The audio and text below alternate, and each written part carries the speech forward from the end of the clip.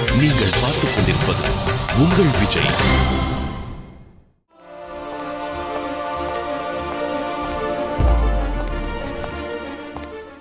முன்ஜென்மம் நிகழ்ச்சிக்கு உங்களை வரவேற்கிறோம். முன்ஜென்மம் இது ஒரு ஆழ்மன கண்டுபிடிப்பு களம். ஒருவரது புதை மனம் தொட்டு அவர் முன்ஜென்மத்தில் என்னவாக இருந்தார் என்பதையும் அவரது ஆழ்மன ரகசியங்களும் கண்டுபிடிப்பதே இந்த நிகழ்ச்சி. ஃபாதர் ஆஃப் சைக்காலஜி என்று அழைக்கப்படக்கூடிய சிக்மண்ட் ஃப்ராய்ட் சொல்லிக்கிற ஒரு விஷயம் எல்லோரையுமே கொஞ்சம் கூர்ந்து கவனிக்கிற விஷயமாக இருக்கு. அதாவது இன்று ஒரு மனிதன் அனுபவித்துக் கொண்டிருக்கிற பிரச்சனைகளுக்கு அவனுடைய இன்றைய நடத்தைகளுக்கான முக்கியமான காரணம் அப்படிங்கிறதே கடந்த காலங்களில் அவனது ஆழ் மனதில் பதிந்திருக்கும் காயங்கள் தான் அப்படின்னு ஒரு விஷயத்தை கண்டுபிடிச்சிருக்காரு. அவருடைய கண்டுபிடிப்புக்கு பேர் ரெக்ரெஷன் தெரப்பி அப்படின்னு ஒரு விஷயம். இந்த ரெக்ரெஷன் தெரப்பி அப்படிங்கிறது வேற ஒன்றும் இல்லை, இப்போ நம்மளுடைய நிகழ்ச்சியில் பண்ணிட்டு இருக்கிற பாஸ்ட் லைஃப் தெரப்பி தான் அந்த ரெக்ரெஷன் தெரப்பி அப்படின்னு சொல்லப்படக்கூடிய விஷயம். இந்த நம்பிக்கையின் அடிப்படையில் இன்று தன்னுடைய முன்ஜென்ம அனுபவங்களையும் இந்த ஜென்ம அனுபவங்களையும் நம்மிடையே பகிர்ந்து கொள்ள வருகிறார் ஒரு செலிபிரிட்டி. அதாவது இவருடைய முன்ஜென்மம் என்னவாக இருக்கும் அப்படிங்கிறத மொத்த தமிழ்நாடுமே பார்க்கணும்னு ஆசைப்படும். குறிப்பாக தமிழ்நாட்டு மருமகள்கள் இவருடைய முன்ஜென்மம் என்ன அப்படிங்கிறத ரொம்ப அழுத்தமாக பார்க்கணும் அப்படின்னு ரொம்ப தீவிரமாகவே ஆசைப்படுவாங்க. அப்படி வரப்போகிற விஐபி சாந்தி வில்லியம்ஸ்.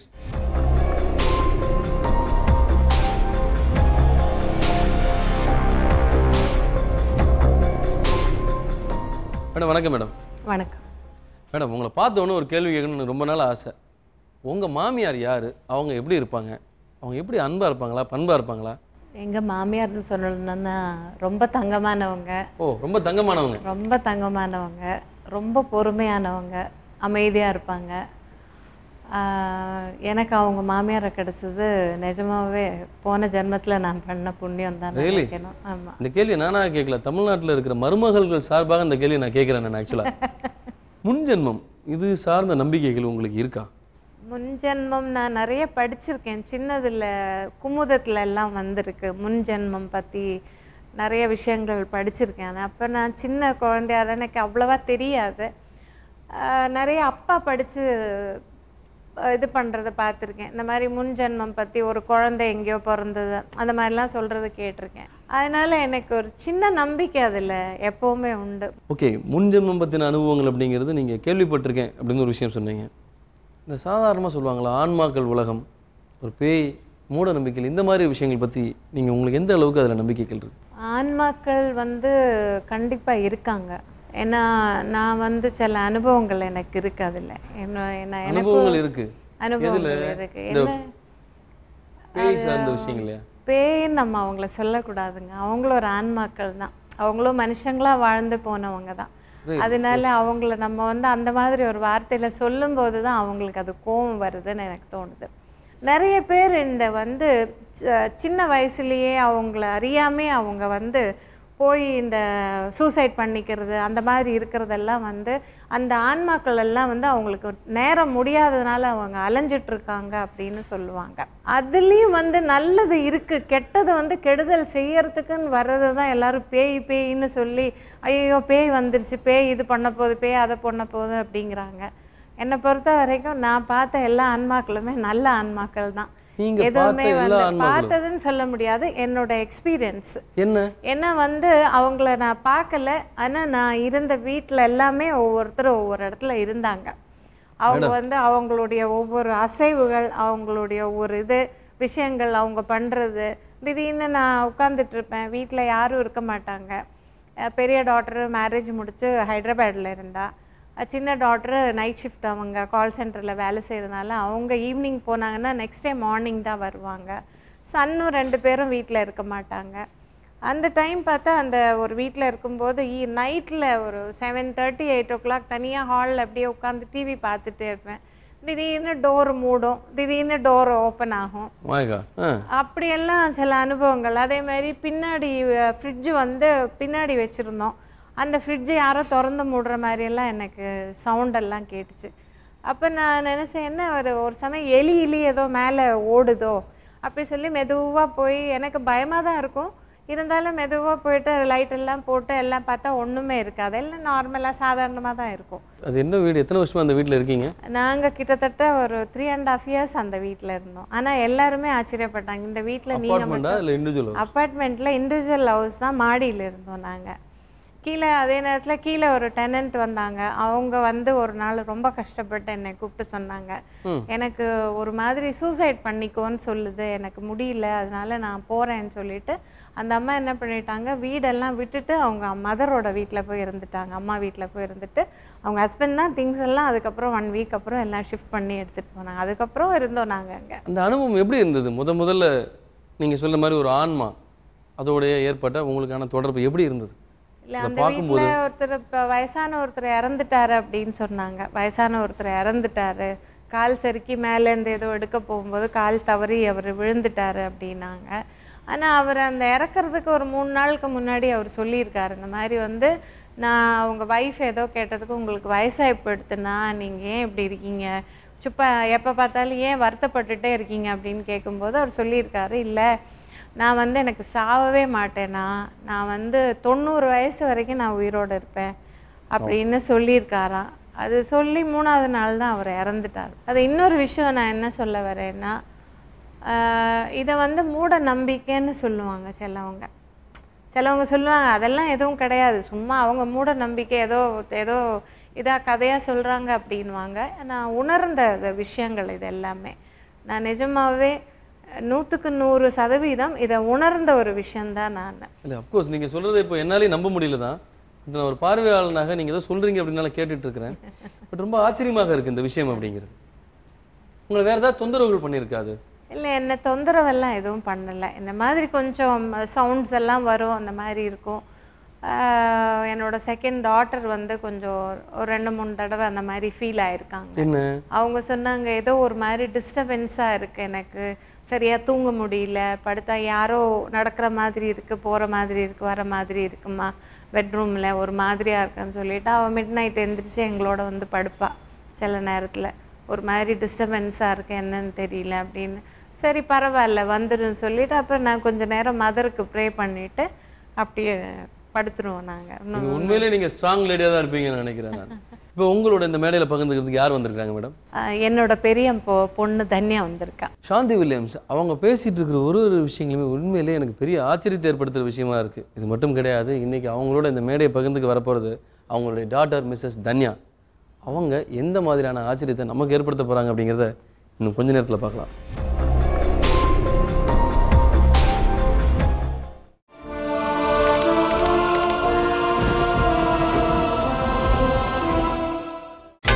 நீங்கள் பார்த்துக் கொண்டிருப்பது உங்கள் விஜய்.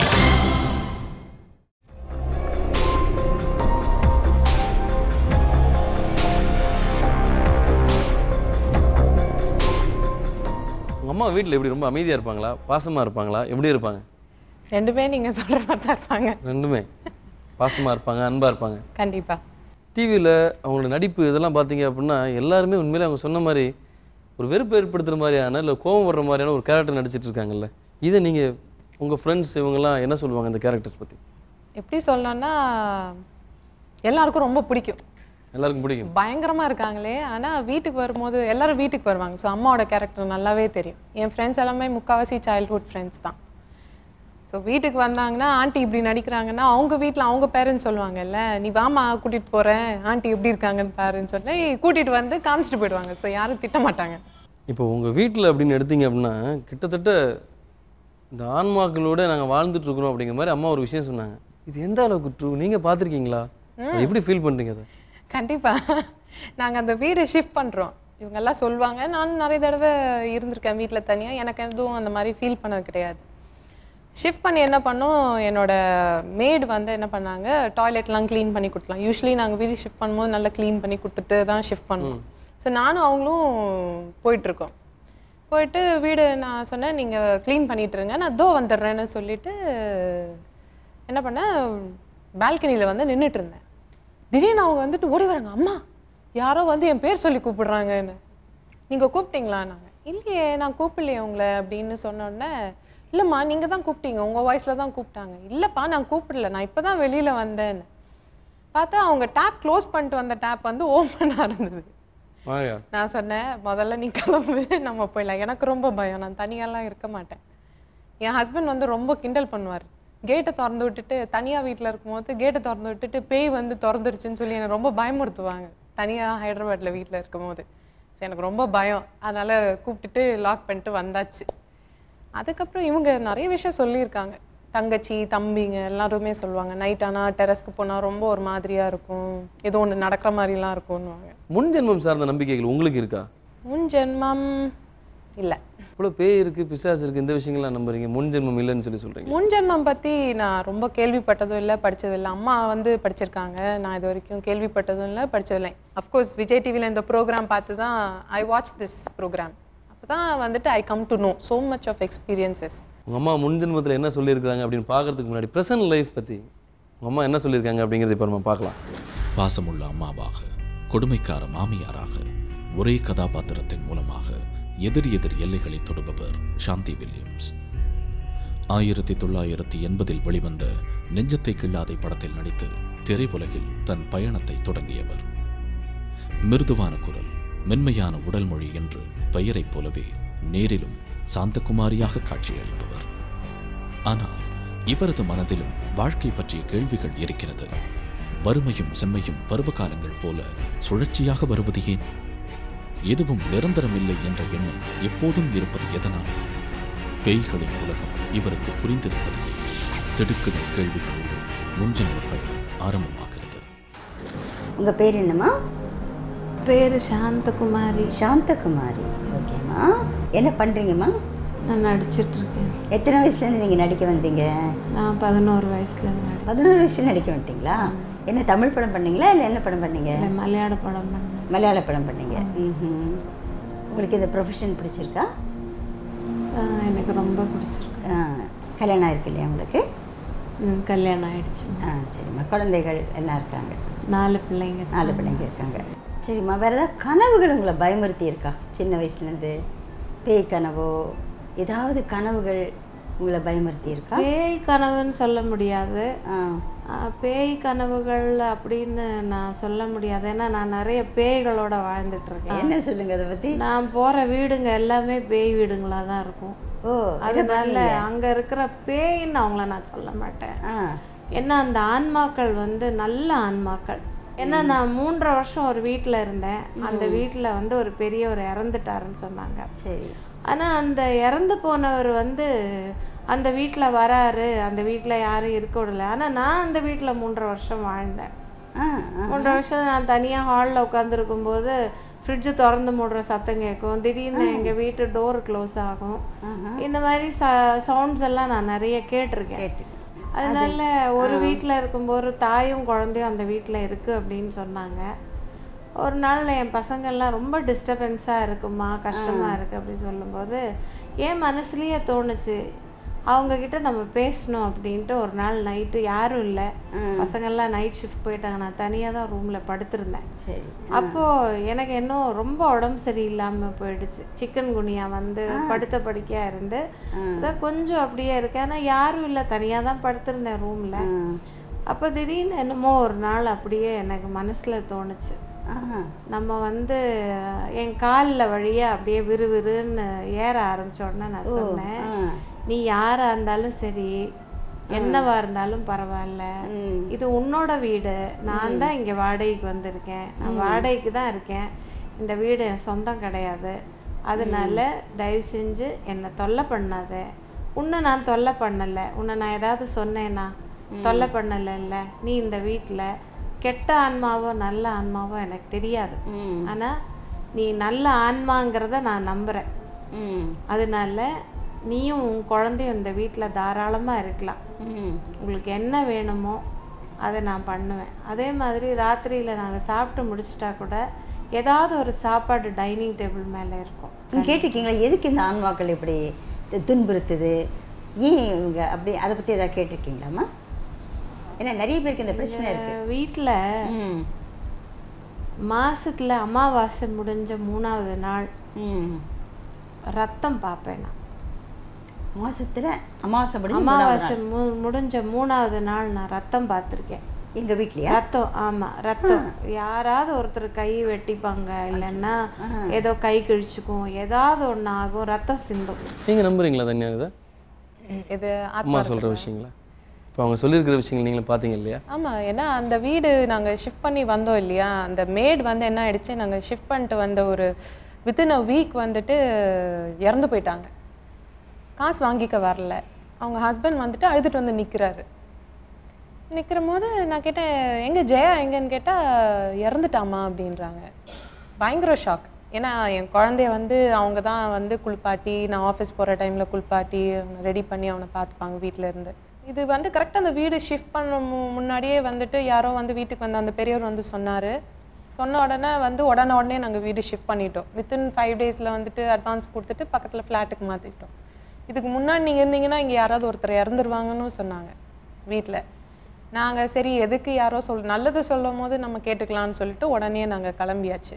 பட் ஆனால் வித்தின் 5 daysல அந்த மேடு இறந்தது ரொம்ப மனசு கஷ்டமாக இருந்தது. ஆமாம், இந்த வீட்டில் டைனிங் டேபிளில் ராத்திரி படுக்கிறதுக்கு முன்னாடி சாப்பாடு வைப்பீங்க. ஒரு நாள் வந்து தண்ணி எடுத்து வச்சுட்டு வந்தேன் அப்படின்னு சொல்லி சொன்னீங்க. மறுநாள் காலைல பார்க்கும்போது அந்த சாப்பாடு அந்த தண்ணி அப்படியே இருக்குமா இல்லை காலியாக இருக்குமா? இப்போ ஒரு டம்ளர் ஃபுல்லாக நம்ம வந்து தண்ணி வைக்கிறோம். ஆனால் காலையில் பார்க்கும்போது அது கொஞ்சம் குறைஞ்சிருந்தா நமக்கு என்ன தோணும்? அதுதான். ஏன்னா ஒரு நாள் எங்கள் வீட்டில் ஒன்றுமே இல்லை. ஏன்னா எனக்கு ஃபஸ்ட்டு அனுபவமே பிளேட்டு விழுந்தது தான். ஏன்னா யூஸ்வலாக எல்லோரும் சாப்பிடுவாங்க. ஏன்னா நைட் ஷிஃப்ட்டு முடித்து என் சன்னு ஏர்லி மார்னிங் வருவார். அவர் வர்றதுனால நான் என்ன பண்ணுவேன், சப்பாத்தி எல்லாம் ஒரு டப்பர்வேர் டப்பாவில் போட்டு மூடி டேபிள் மேலே வச்சுருப்போம்.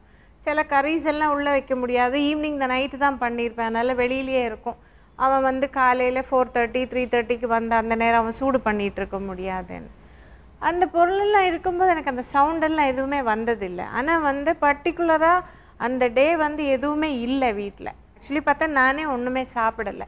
வெறும் சூப் பேக்கெட் இருந்தது, போட்டு சூப் பண்ணி குடிச்சிட்டு நான் ஃபுல்லாக குடிச்சிட்டு என்ன பண்ணிட்டேன், எல்லாத்தையும் வாஷ் பண்ணி கவுத்தி வச்சுட்டு வந்துட்டேன் பாத்திரத்தை எல்லாம் ஷெல்ஃபில்.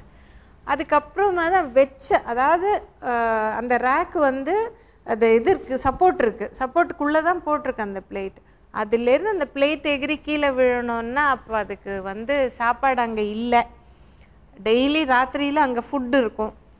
அந்த பெரியவர் வந்து பர்டிகுலராக நான் சொல்ல வேண்டிய விஷயம் என்னென்னா, அந்த வயசானவர் வந்து கிட்டத்தட்ட அவருக்கு ஒரு 75-80 வயசு இருக்கும். அவர் சைக்கிள் ஓட்டிகிட்டு தான் வீட்டுக்கு வருவார். எப்பாவது அவருக்கு ஏதாவது எனக்கு ஒரு பிரச்சனைன்னும் போது கரெக்டாக ஃபோன் பண்ணுவார். ஃபோன் பண்ணி, அம்மாடி எப்படிம்மா இருக்க, ஏதோ பிரச்சனையா உனக்கு, மனசு சரியில்லையா அப்படின்வார். அந்த தடவை ஃபோன் பண்ண உடனே நான் சொன்னேன், இல்லை ஐயா உனக்கு கொஞ்சம் மனசு சரியில்லை, இன்னும் ஒரு மாதிரியாக இருக்குது அப்படின்னேன். சரி நான் சாயந்தரம் 6 மணிக்கு வீட்டுக்கு வரேம்மா அப்படின்னார். வாங்க ஐயா அப்படின்னேன். வந்த உடனே இந்த பேர் ஒரு குழந்தை விளையாடுது அப்படின்னாரு.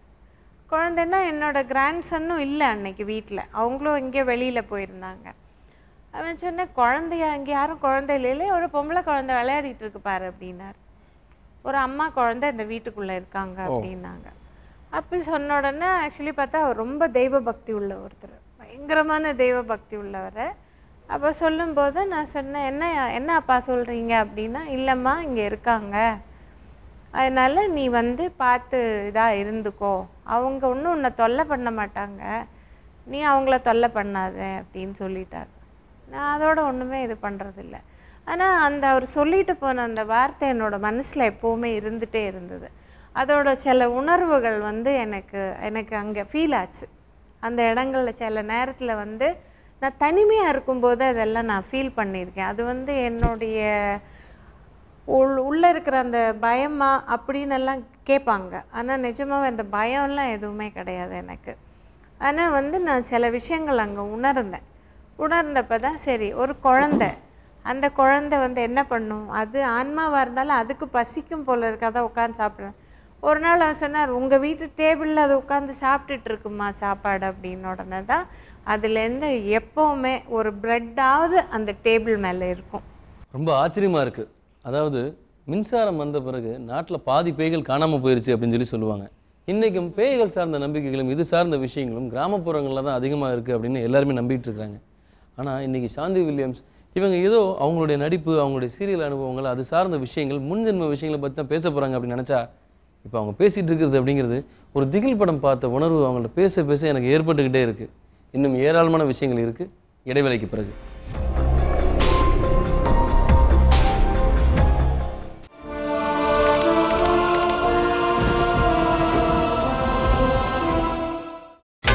நீங்கள் பார்த்துக் கொண்டிருப்பது உங்கள் விஜய்.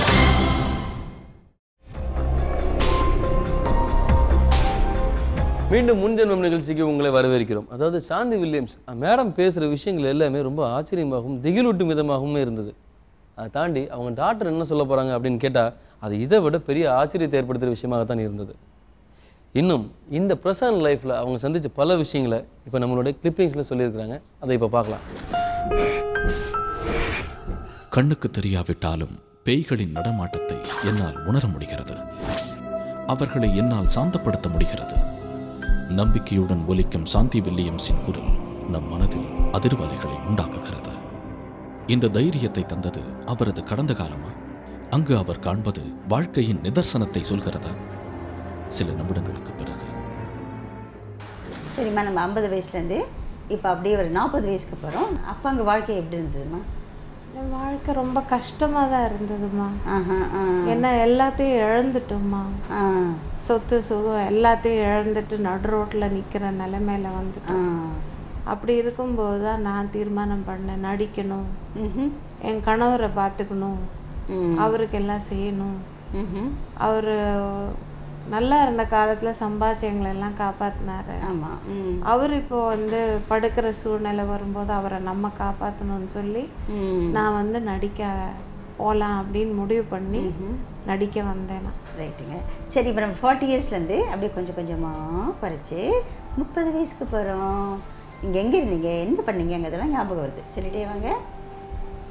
30 வயசுல நாங்கள் வந்து ரங்கராஜபுரத்தில் தான் இருக்கோம். ஒரு பெரிய வீடு அது. அந்த வீட்டில் வந்து நானும் என் புருஷன் என் குழந்தைங்க எல்லாரும் ரொம்ப சந்தோஷமாக இருக்கோம். ஒரு மாருதி வேன் இருக்குது, ஒரு ஆட்டோ இருக்குது, என்னோட ஹஸ்பண்டோட நிசான் ப்ளூபர்ட் கார் இருக்கு. அப்போ நீ ரொம்ப நல்லா என் பிள்ளைங்க எல்லாரும் ஸ்கூலுக்கு நான் தான் காலையில் கொண்டு போய் விடுவேன். சந்தோஷமாக இருப்பேன். அப்புறம் என் கணவர் அடிக்கடி வெளியூர் போயிடுவார். அதனால என்னால் தனியாக இருக்க முடியலன்னு சொல்லி நான் போய் தர்மாம்பாள் பாலிடெக்னிக்கில் போயிட்டு காஸ்மெட்டாலஜி படித்தேன். சரிம்மா, இப்போ நம்ம இந்த ஏஜை கிராஸ் பண்ணி கொஞ்சம் கொஞ்சமாக வயசை குறைச்சி 10 வயசுக்கு போகிறோம். எங்கே இருந்தீங்க, என்ன பண்ணீங்க?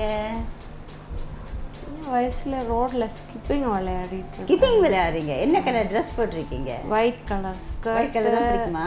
Yellow colour Hakoba top. அப்போ நீங்கள் எப்படி இருப்பீங்க 10 வயசில் பார்க்குறதுக்கு? நான் வந்து ரொம்ப சுருட்ட முடியாக இருக்கும். சுருட்ட முடி. என் முடி நல்ல பெரிய முடி. அது வந்து எங்கள் அம்மா 2 ட்ரம்மு போட்டு அது மேலே தான் அண்டா கவுத்தி வச்சு அது மேலே தான் முடியை போட்டுட்டு எண்ணெயை தேய்ப்பாங்க. நம்ம 10 வயசுலேருந்து கொஞ்சம் கொஞ்சமாக குறைச்சி 4 வயசுக்கு போகிறோம். எங்கே இருக்கீங்க, என்ன பண்ணுறீங்க சொல்லுங்கள்? 4 வயசு சின்ன வயசு பாப்பாவா இருக்கீங்க. எங்கள் அப்பா வந்து ரொம்ப கஷ்டப்படுறாரு. பாவம். என்ன கஷ்டப்படுறாங்கம்மா? எங்கள் அப்பா வேலை பண்ண முடியாம கஷ்டப்படுறாங்க. அப்பா காலு திடீர்னு வராம போயிடுச்சு. காலு வராம போயிடுச்சு. அம்மா பாவம், அப்பா கொண்டு வர காசுல தான் அம்மா சமைக்கணும். ஐயோ, அழாதீங்கம்மா. சரி சரி. இப்போ நம்ம 4 வயசுலேருந்து அதுக்கு முன்னாடி ஸ்டேஜுக்கு போகிறோம். முக்கியமான ஸ்டேஜ், உங்கள் அம்மாவோட வயிற்றுல நீங்கள் 9 மாதம் கருவாக இருக்கீங்க. இந்த உலகத்துக்கே வரல. எப்படி இருக்காங்க, நீங்கள் எப்படி ஃபீல் பண்ணுறீங்க? போராட்டமாக இருக்கு. போராட்டமாக இருக்குது. என்ன போராட்டமா? சாப்பாடு இல்லை. சாப்பாடு இல்லை. அம்மா சோகமாக இருந்தாங்களா, நல்லா இருந்தாங்களா? எங்கள் அம்மா பாவம் ரொம்ப சோகமாக தான், ரொம்ப சோகமாக இருப்பாங்க. ஸோ இந்த உலகத்துக்கு வரணும்னு நீங்கள் நினச்சிங்களா, இல்லை வேண்டாம் அப்படின்னு நினச்சிங்களா? ரெண்டுமே இருந்தது. நினச்சி வரக்கூடாது. எப்படி இருந்தது தன்யா, உங்கள் அம்மாவோட சைல்டுஹுட் நீங்கள் பார்த்தீங்களா, எப்படி இருந்தது? நாங்கள்லாம் பிளஸ்டுன்னு சொல்லலாம். இதுக்கு முன்னாடி உங்களெல்லாம் பேசியிருக்காங்களா வீட்டில்? அம்மா நாங்கள் 2 பேரும் ரொம்ப ஃப்ரெண்ட்ஸ் மாதிரி தான். More than a daughter and a mother, we are very close. சில விஷயங்கள்லாம் வந்து பசங்க போய் அம்மா கிட்ட சொல்ல மாட்டாங்க. பட் நான் அப்படி கிடையாது. எந்த விஷயமா இருந்தாலும் சரி, ஒரு விஷயம் அழகாக இருந்தாலும் சரி, இல்லை ஒரு விஷயம் கோவமாக இருந்தாலும் சரி, ஸ்கூல் கட்டடிக்கிறதா இருந்தாலும் சரி, எல்லாம் போய் அம்மா கிட்ட சொல்லிடுவேன். அம்மா வந்து ரொம்ப ஈஸியாக எடுத்துக்கிட்டு சரி பசங்களுக்கு என்ன ஃப்ரீடம் கொடுக்கணுமோ அந்த ஃப்ரீடம் கொடுத்து தான் வந்து வளர்த்ததுனால எங்களுக்கு எந்த கஷ்டமும் தெரியாமல் வளர்த்திருக்காங்க. ஒரு சில டைம்லலாம் அப்பாவுக்கு வேலை இல்லாமல்லாம் வீட்டில் இருந்தப்போ எங்கள் அம்மாலாம் ரொம்ப கஷ்டப்பட்டு எங்களை வளர்த்திருக்காங்க. அப்பாவை டிபெண்ட் பண்ணாமல் ஃப்ராங்காக சொல்லணும்னா அந்த காலத்து பட்டு சாரியெல்லாம் விலை மதிப்புள்ள பட்டு சாரியெல்லாம் கொண்டு போய் எங்கள் அம்மா விற்று கூட எங்களுக்கு வந்து சாப்பாடு போட்டிருக்காங்க. அதனால வந்துட்டு எங்களுக்கு அந்த எக்ஸ்பீரியன்ஸ் இருக்கிறதுனால அம்மாவோட கஷ்டங்கள் எங்களுக்கு புரிஞ்சுக்க தெரியும். ரொம்ப வசதியாக ஒரு நல்ல லைஃப், அது எப்படி திடீர்னு எப்படி ஒரு பெரிய சரிவுக்கு வந்தது? அதான் நெஞ்சத்தை கில்லாதை பண்ணிட்டு இருக்கும்போது தான் 80s எங்கள் கல்யாணம் பண்ணி 81 இவ பிறந்தா. அப்படியே செகண்ட் டாட்டர் 83. அந்த மாதிரி 7 இயர்ஸ்க்குள்ளே 4 பசங்க பிறந்தாங்க எனக்கு. ரொம்ப நல்ல லைஃப் தான். அவர் நிறைய படம் பண்ணுவார். அப்போது ஜே வில்லியம்ஸ்ன்னு சொன்னால் தெரியாதவங்களே கிடையாது. நல்ல பேர் புகழோடு வாழ்ந்த ஒரு மனுஷர். அவர் கால போக்கில் என்ன ஆயிடுச்சுன்னா அவர் எடுத்த படங்கள் எல்லாம் ஒரு 12-15 படம் பண்ணியிருக்காரு சொந்தமாக. மலையாள படம் நிறைய பண்ணியிருக்காரு. வந்து பொன் தூவல், அப்புறம் மிஸ்டர் மைக்கிள், அதுக்கப்புறம் வந்து ஜெயம்னு ஒரு படம், ஜீவன் ட ஜீவன், அப்புறம் வந்து மதாலசான்னு ஒரு படம், அதுக்கப்புறம் ஜரீனா வஹாபும் கமல் சாரும் பண்ணின ஒரு படம் பார்ட்னர்ஷிப்பில் அவர் பண்ணார். நிறைய படங்கள் பண்ணியிருக்காரு. அவர் 10-15 படம் பண்ணியிருக்காரு. ஆனால் வந்து அப்படியே வந்தார். அப்புறம் இந்த சம்பாதிக்கிற பைசா பூரா படம் எடுக்கணும் அப்படின்னு சொல்லிட்டு மறுபடியும் 2-3 படம் எடுக்க ஆரம்பித்தார். அந்த மாதிரி தான் எல்லா ப்ராப்பர்ட்டிஸும் ஒன்று ஒன்றா போக ஆரம்பிச்சது. ஏன்னா கேகே நகரில் எங்கள் வீடு இன்னைக்கு அந்த வீட்டோட விலை வந்து 8 கோடி ரூபாய். இவங்கெல்லாம் ரொம்ப சின்ன குழந்தைங்க, இவங்களுக்கெல்லாம் தெரியாது. ஆக்சுவலி சொல்லப்போனால் இவங்களுக்கெல்லாம் அதெல்லாம் வந்து தெரியப்படுத்தக்கூடாதுன்னு விட்டுட்டோம். ஏன்னா மனசு கஷ்டப்படுவாங்க. எங்களுக்கு அப்பா ஒன்றுமே செய்யலையேன்ற ஒரு இது வரக்கூடாதுன்றதுனால நாங்கள் அதை பற்றி எதுவுமே பேசிக்கல. அப்புறம் அந்த வீடு வந்து ஒரு ஃப்ரெண்டுக்கிட்ட வந்து படத்துக்காக பணம் வேணும் அப்படின்னு சொல்லி என்னை வந்து ரொம்ப துன்புறுத்தி என்னை ரொம்ப இது பண்ணி எனக்கு பணம் வேணும், படம் எடுக்கணும், அவர் மாதிரி மென்டலி ப்ராப்ளம் அந்த மாதிரியே அவர் பிஹேவ் பண்ண ஆரம்பித்தார். அப்புறம் சரி நாங்கள் அந்த பேப்பரில் எழுதி கொடுத்தா ஒரு வெத்து பேப்பரில் அந்த ஃப்ரெண்டு, அவரோட ஃப்ரெண்டே வெத்து பேப்பரில் கையெழுத்து வாங்கிட்டு அவர் என்ன பண்ணிட்டார், அதை ஏமாற்றிட்டார். அப்படி இந்த வீடு போச்சு. வீடு போய் ஜப்தி ஆச்சு. வீடு ஜப்தி ஆகி வந்து வந்து வீட்டுக்கு சீல் வைக்கிறாங்க. நான் என்னோட அந்த பிறந்த குழந்தை அப்போ தான் 4வது குழந்தை, அவனை அப்படியே கையில் எடுத்துக்கிட்டு இவங்களை எல்லாம் கூப்பிட்டுட்டு அப்படியே வெளியில் இறங்கினோம். அதுக்கப்புறம் ஒரு வாடகை வீட்டுக்கு வந்தோம். வாடகை வீட்டுக்கு வந்தால் என்னால் சரியாக பார்த்துக்க முடியல. ஏன்னா குழந்தை பிறந்து 3 மாதம், எனக்கு அவனுக்கு ஃபீட் பண்ண முடியல, சாப்பாடு கொடுக்க முடியல. அப்போது எனக்கு எப்படின்னா அப்போல்லாம் பழக்கம், சிங்கப்பூரில் இருந்து ஒரு ஆண்டி இருக்காங்க, முஸ்லீம் ஆண்டி. அவங்க என்ன பண்ணுவாங்க, ஒரு பெரிய இந்த ஸ்டீல் பாக்ஸில் வந்து சாரீஸ் கொண்டு வருவாங்க. கொண்டு வந்த உடனே எடுத்துகிட்டு வந்து என்கிட்ட தான் கொடுப்பாங்க. சாந்தி பாருங்கள் நல்லா இருக்கா பாருமா, எடுத்துக்கோ அப்படின்னு. உடனே பார்த்து எல்லாத்தையும் செலக்ட் பண்ணி ஒரு 10-30 புடவை எடுத்துருவேன். எடுத்து இது கம்ப்ளீட்டாக புருஷவாக்கம் பாதுஷா கடையில் கொடுத்து அதுக்கு பாவாடை ப்ளவுஸு எல்லாம் மேட்சிங்காக தைச்சி ஃபால்ஸ் உள்பட தைச்சி கொண்டு வந்து கொடுத்துருவாங்க. இந்த மாதிரி வாங்கின சாரீஸ் எல்லாம் கிட்டத்தட்ட ஒரு 900 சாரீஸ் என்கிட்ட பீரோவில் இருந்தது. ஒரு நாள் பார்க்குறேன் என் பிள்ளைங்க எல்லாம் பட்னியாக கிடக்கிறாங்க, என் ஹஸ்பண்ட் பட்னியாக இருக்கார், யாருமே சாப்பிடலை 3 நாளாக. எனக்கு ரொம்ப மனசு வேதனையாக வந்து ஒரு அம்மா இருந்தாங்க வேலை செய்கிற ஜெயம்மான். அவங்க வந்து திடீர்னு வந்து என்ன சொன்னாங்க, அம்மா இவ்வளோ புடவை வச்சுருக்கீங்களே, இந்த புடவையெல்லாம் விற்றா காசு கிடைக்கும் அப்படின்னாங்க. அப்போ நான் சொன்னேன், புடவை விற்று காசா, இது வரைக்கும் நான் கேள்விப்பட்டது இல்லையே அப்படின்னு. அப்போ தான் இல்லைம்மா நீங்கள் கொடுங்க நான் போயிட்டு வரேன் சொல்லிவிட்டு சரின்னு சொல்லிவிட்டு என்ன பண்ணினேன், ஒரு 6 புடவை எடுத்து கொடுத்தேன். அது கொடுத்த உடனே அவங்க எடுத்துகிட்டு போய் கொடுத்துட்டு 300 ரூபாய் எடுத்துகிட்டு வந்து கொடுத்தாங்க. கொடுத்துட்டு சொன்னாங்க, திங்ஸ் எல்லாம் நான் போய் வாங்கிட்டு வரேம்மா அப்படி சொல்லிட்டு போய் வாங்கிட்டு வந்து கொடுத்தாங்க. வாங்கிட்டு வந்து கொடுத்த உடனே நான் யோசிக்க ஆரம்பித்தேன், இவ்வளோ நாள் நான் கஷ்டத்தில் இருந்தேனே, இந்த புடவையெல்லாம் வச்சு நான் என்ன பண்ண போகிறேன்னு சொல்லிட்டு அந்த கிட்டத்தட்ட அந்த 700-750 புடவை போகும். 2 நாளைக்கு ஒருக்க 3 நாளுக்கு ஒருக்க அதை நான் கொண்டு போய் வச்சு வாங்கி நான் என் பசங்களுக்கு கிட்டத்தட்ட ஒரு வருஷம் வரைக்கும் நான் அப்படியே ஓட்டினேன். வீட்டு வாடகை கூட அப்படி நான் கொடுத்துருக்கேன். நான் ஒரு காலத்தில் அவர் நல்லா இருக்கும்போது சம்பாதிச்சு எங்களை வந்து ரொம்ப வெளியில் காரை தவிர வேறு எதுலேயுமே போக மாட்டேன். நான் வீட்டில் வந்து இந்த பக்கம் போனால் அம்பாஸ்டர் நிற்கும், அந்த சைட் பார்த்தா இம்போர்ட்டட் ஃபோர்ட் கேப்ரி வண்டி நின்றுட்டு இருக்கும். அது அவர் மட்டும்தான் யூஸ் பண்ணுவார், 2 சீட்டர் ஸ்போர்ட்ஸ் காரு. அப்படி அவர் போயிட்டு இருந்தவர் ஒரு நாள் அவர் வந்து பஸ்ஸுக்கு 75 பைசா இல்லாமல் அவர் நடந்து போகிறத நான் பார்த்தேன். என்கிட்ட சொன்னார், நான் இங்கே ஏத்தாப்பில் பஸ் பிடிச்சி ஏவிஎம் ஸ்டூடியோ போகிறேன் அப்படின்னார். உங்களுக்கு தான் முடியலையே, எதுக்கு நடந்து போகிறீங்க அப்படின்னு சொல்லி கேட்டதுக்கு, இல்லை நான் பஸ்ஸில் தான் போகிறேன் அப்படின்னார். காசு வச்சுருக்கீங்களா அப்படின்னா, இல்லை இருக்கு அப்படின்னு சமாளிச்சுட்டு போயிட்டார். ஆனால் எனக்கு நம்பிக்கை இல்லை அவர் மேலே.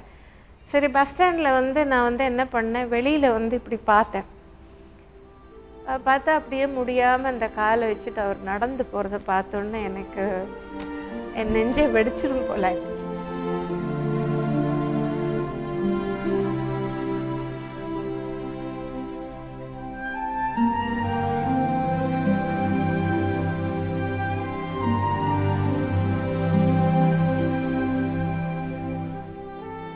இப்படியெல்லாம் நடக்குமா என்ற கேள்விகள் நம்முள் முளைக்கிறது. ஆனாலும் வாழ்க்கையின் வலிகளை மீறி அதன் இயல்புகளை ரசிக்கிறார் சாந்தி வில்லியம்ஸ். அப்புறம் நான் டிசைட் பண்ணேன், இதுக்கப்புறம் கூட நான் சும்மா இருந்தால் சரி வராது. ஏன்னா அந்த நிலைமையில வந்து எனக்கு ஏதாவது ஃபினான்ஷியலி என் கையில் ஏதாவது ஃபண்ட்ஸ் இருந்தால் தான் என்னால் ஏதாவது பண்ண முடியும். ஆனால் எதுவுமே பண்ண முடியாத ஒரு சிச்சுவேஷனில் வந்து எவ்வளோ ஹை லெவலில் வாழ்ந்தோமோ அதுக்கு அடிமட்டத்தில் வந்துட்டோமே, ஏன் நம்ம நடிக்கக்கூடாது, நம்ம நடிச்சுட்டு தானே இருந்தோம், திருப்பி நடிக்கலாம் அப்படின்னு சொல்லிட்டு நான் திருப்பி ட்ரை பண்ண ஆரம்பித்தேன். ஆக்சுவலாக அம்மா வந்து டிவியில் தான் எல்லாரையும் பார்த்து எல்லாரையும் அட விடுறாங்க அப்படின்னு நினச்சேன். உண்மையிலே இப்போ எனக்கு தனியா அவங்க மூலமா சொல்றது கேட்குறது எல்லாருக்குமே சந்தோஷமா இருக்குன்னு நினைக்கிறேன். இப்போ என்ன எங்களுக்கு இருக்கோ அதை வச்சு நாங்கள் சந்தோஷமா இருக்கோம்.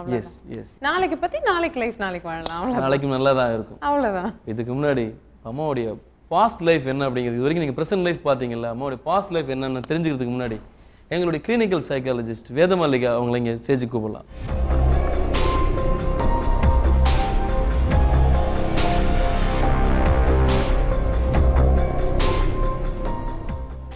அவங்க சொல்கிறாங்களே இந்த ஆன்மா உலகம், இந்த விஷயங்கள் எல்லாமே அவங்களுடைய ஆள் மனசில் இருக்கிற விஷயங்களா, இல்லை அவங்க சின்ன வயசில் கேள்விப்பட்ட படித்த அந்த மர்ம நாவல்கள், பேய் கதைகள், இல்லை அவங்க கேட்டதுனால இப்படி ஒரு விஷயங்களை அவங்க எக்ஸ்போஸ் பண்ணுறாங்கன்னு நீங்கள் நினைக்கிறீங்களா? இல்லை சார், அவங்க நேரடியாக அனுபவப்பட்டிருக்காங்க அதில். அதாவது நம்ம படித்ததெல்லாம் வந்து ஓரளவுக்கு இருக்கலாமே தவிர, அதாவது அந்த உணர்ச்சி பூர்வமாக அவங்க அதை சொல்கிறப்ப இது போய் அப்படின்னு எனக்கு நினைக்க தோணுது. மேடம் சாந்தி வில்லியம்ஸ் அவங்களுடைய ப்ரெசன்ட் லைஃப்பில் அவங்க பேசிகிட்டு இருந்த விஷயங்கள்லாம் அவ்வளோ திகிலூட்டுற விஷயங்களாக இருந்தது. இன்னும் ஏராளமான விஷயங்கள் இருக்குது. இடைவேளைக்கு பிறகு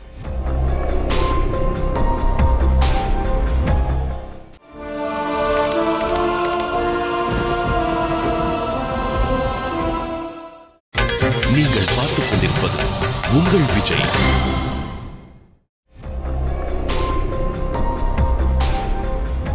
தர்மயுகத்தை அடையும் வரை ஆன்மா என்பது அடுத்தடுத்து பிறவிகள் எடுத்துக்கொண்டிருக்கும். இந்த நம்பிக்கை அப்படிங்கிறது ஐயா வழியை பின்பற்றும் பக்தர்களுடைய தீவிரமான நம்பிக்கை. இது இப்போ நம்ம பார்த்துட்டு இருக்கிறது அப்படிங்கிறது சாந்தி வில்லியம்ஸ் அவங்களுடைய முன் ஜென்மம் சார்ந்த விஷயங்களை.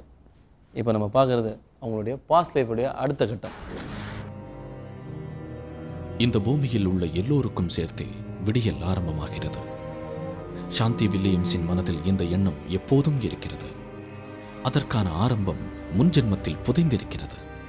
விளிம்பு நிலை மனிதர்களாக, அன்றாட வாழ்வில் நாம் பார்க்க விரும்பாதவர்களாக இருப்பவர்களுக்கும் ஒரு வாழ்க்கை இருக்கும்.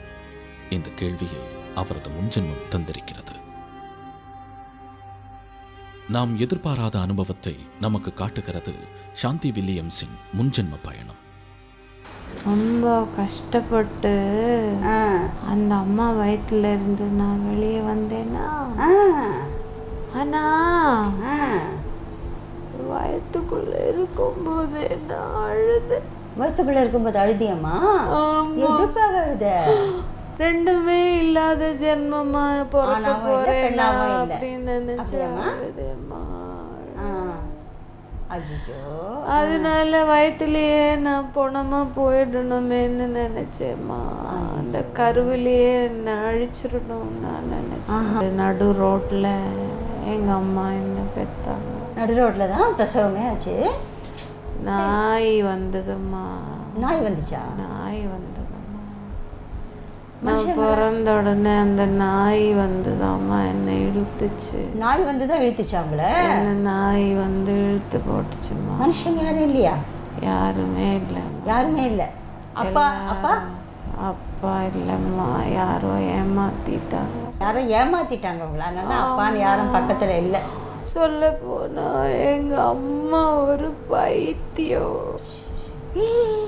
நான் வயிற்றுல இருந்து பிறந்தது கூட எங்க அம்மா தெரியாது. எவ்வளோ வருத்தமான விஷயம். அழாதம்மா. சரி, அப்புறம் சொல்லு. நான் பெண்ணா பிறந்தேன். பிறக்கும்போது நான் பொண்ணா பிறந்தேம்மா. பொண்ணா பிறந்தீங்க. ஆனால் நாளடைவில் நான் வளர வளர என்னுடைய எல்லாமே மாற ஆரம்பிச்சிருச்சு. ஸோ பிறக்கிறப்ப பொண்ணா பிறந்து அப்புறமா தான் அந்த உடலில் மாற்றங்கள் ஏற்படுது இல்லையா? சாப்பாடே கொடுக்கலம்மா. யாரும் சாப்பாடு கொடுக்கல, அம்மாவுக்கும் கொடுக்கல, யாரும் தரலம்மா. எல்லாரும் விரட்டுறாங்கம்மா. எல்லாம் விரட்டுறாங்க அம்மாவை. என்னை வந்து கம்பி மேலெல்லாம் ஏற்றி கூத்தாடி 4 வயசு 5 வயசுலலாம். யார் இப்படிலாம் பண்ணது? அந்த கூத்தாடிங்க, அந்த ஊர் எல்லையில கூத்தாடிங்க கிட்ட போயிட்டாங்க அம்மா. அவங்க அங்கே வச்ச ஒரு வயசானவர் அம்மாவை பார்த்துக்கிட்டாங்க. அம்மா பைத்தியம், இந்த குழந்தை வச்சு தான் காப்பாற்றணும்.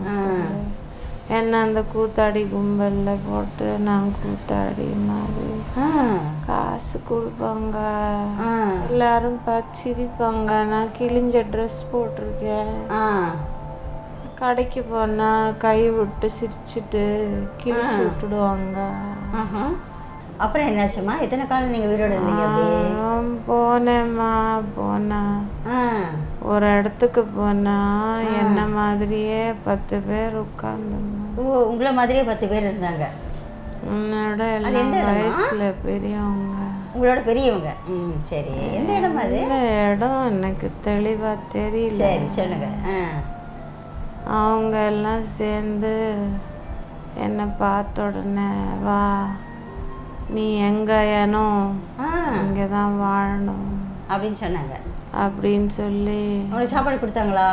சாப்பாடு குளிக்க வச்சு எல்லாம் ட்ரெஸ் எல்லாம் கொடுத்து என்னை அங்கே உட்கார வச்சு எனக்கு தட்டில் சோறை போட்டு மீன் குழம்பு ஊற்றி. மீன் குழம்பு? ஆமாம், வச்சு சாப்பிடு, நல்லா சாப்பிடு, நீ சந்தோஷமா இரு, இது நம்மளோட உலகம் அப்படின்னு உங்களை நல்லா பார்த்துக்கிட்டாங்க. எல்லாரும் நல்லா பார்த்துக்கிட்டாங்க.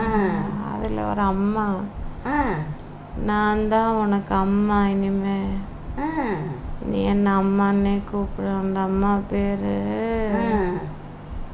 பச்சை அம்மா. பச்சை அம்மா அவங்க தான் உங்களை பார்த்துக்கிட்டாங்க. அந்த பச்சை அம்மா தான் என்னை பார்த்துக்கிட்டாங்க. இது வரைக்கும் எங்களுடைய முன்ஜென்ம அனுபவங்களை பல பேர் பகிர்ந்துகிட்டு இருக்காங்க. அதில் யாருமே இந்த மாதிரி திருநங்கை, ஒரு அர்த்தநாரீஸ்வரர், இந்த மாதிரியான விஷயங்கள் பற்றி யாருமே பேசிக்கிட்டதில்லை, பகிர்ந்துக்கிட்டதில்லை. இது ரொம்ப புதுசான ஒரு விஷயமாக இருக்குது. இப்போ கூத்தாண்டவர் கோயிலோ இல்லை திருநங்கைகளோ பார்க்கும்போது உங்களுக்கு எந்த மாதிரியான உணர்வுகள் இருக்கும்? எனக்கு அது கொஞ்சம் எக்ஸ்பீரியன்ஸ் இருக்குது. எப்படின்னா, ஏவிஎம் ஸ்டூடியோவில் ஷூட்டிங் நடந்துகிட்ருக்கோம். ஒரு திருநங்கை ஒரு அம்மா வருவாங்க. வந்து நேராக வருவாங்க. வந்து என்னை அப்படியே பிடிச்சி எனக்கு நெத்தியில் உச்சி மோந்து அட்டு துட்டு கொடு அப்படின்வாங்க. அப்போது என் அசிஸ்டண்ட்டிட்ட கேட்பேன், என்ன இருக்குது பேக்கில், ஏதாவது பணம் இருக்கா அப்படின்னு கேட்டால் எடுத்து 150 எவ்வளோ இருக்கோ எடுத்து கொடுத்துருவேன். ஒரு 60, 70, 75 வயசு இருக்கிற ஒரு அம்மா இப்படி பக்கத்துலேயே வந்தாங்க. பார்த்தா அவங்களும் திருநங்கைகள். பார்த்த உடனே இங்கே வா, பக்கத்தில் வா அப்படின்னு கூப்பிட்டாங்க. என்னம்மா சொல்லுங்க அப்படின்னு இப்படி பிடிச்ச உடனே அப்படியே அந்த வேன் கீழேன்னா அப்படியே கட்டி பிடிச்சிட்டாங்க. கட்டி பிடிச்சி எனக்கு முத்தம் எல்லாம் கொடுத்து, தலையிலெல்லாம் முத்தம் கொடுத்து, என்னை வந்து தலையில் ஒரு அடி அடித்தாங்க, வலது கையால் அடித்து, நீ வாழ்க்கையில் ரொம்ப நல்ல நிலைமைக்கு வருவேன், ஏன்னா எங்களுக்கு தெரியும் உன்னை பற்றி அப்படின்னு சொல்லிட்டு அப்படி ஒரு அடி அடித்தாங்க. நான் காசு ஒன்றுமே கொடுக்கல. நான் பாட்டுக்கு அப்படியே அப்படியே நின்னேன் ஒரு நிமிஷம். எனக்கு ஒன்றுமே புரியல, அவங்க என்ன சொல்கிறாங்க, என்ன பண்ணுறாங்க. அந்த மாதிரி சில இடங்களில் போகும்போது அந்த மாதிரி இருக்கிறவங்கள பார்க்கும்போது எனக்கு வந்து அவங்களுக்கு கொடுக்கணும். அவங்களும் நம்ம மாதிரி ஒரு மனுஷங்க தானே, அவங்கள மட்டும் ஏன் மற்றவங்க வெறுத்து ஒதுக்குறாங்க. ஆனால் கடவுளால் படைக்கப்பட்ட படைப்பு அவங்களோடது அப்படிங்கிற ஒரு மனசு, என்னோட உள்ளுணர்வு அந்த மாதிரி எனக்கு சொல்ல வைக்கிறது. நிச்சயமாக அரவாணிகள் அப்படிங்கிறவங்க புறக்கணிக்கப்பட வேண்டியவர்கள் அல்ல. உண்மையிலே அவங்க மேலே ஒரு அன்பு செலுத்துறது அப்படிங்கிறது தான் நியாயமான ஒரு விஷயம். ஆமாம். பட் உங்களுக்கு அந்த ஆசீர்வாதமும் இருக்கு அப்படிங்கிறது உண்மையிலேயே உங்களுக்கு இன்னும் பெரிய அது விஷயமா ஏதோ இருக்கும்னு இப்போ நான் இது பார்க்கும்போது எனக்கு அதுதான் நினைவுக்கு வருது.